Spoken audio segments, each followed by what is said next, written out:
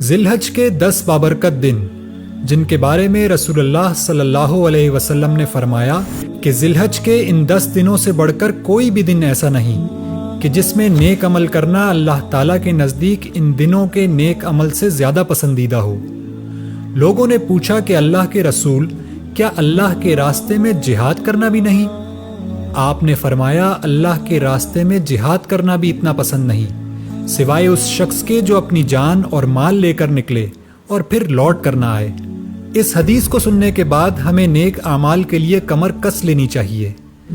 آئیے ان 10 دنوں میں روزے رکھیں، صدقہ کریں، اللہ کا ذکر، دعاؤں اور نوافل کا اہتمام کریں، قرآن کی تلاوت کریں، اللہ کی مخلوق پر احسان کریں، بھلائی کے کاموں میں تعاون کریں، برائی کو پھیلنے سے روکنے میں حصہ ڈالیں اور ہر وہ عمل کریں جو اللہ سے ہمیں قریب تر کر دے۔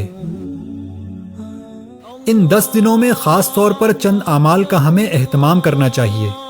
ان میں اللہ کی تکبیرات ہیں کہ آپ صلی اللہ علیہ وسلم نے ان کی ترغیب دی ہے۔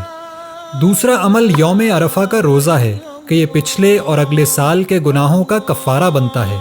اور تیسرا عمل قربانی ہے کہ یہ سنت ابراہیمی ہے اور نبی صلی اللہ علیہ وسلم نے اس کی تاکید بھی فرمائی۔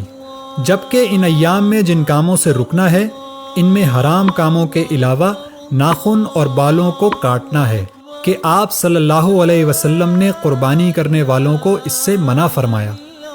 آئیے خود بھی ان بابرکت دنوں میں نیک اعمال کے ذریعے بے شمار اجر کما لیں اور اس ویڈیو کو شیئر کر کے دوسروں کے نیک اعمال کا بھی باعث بنیں۔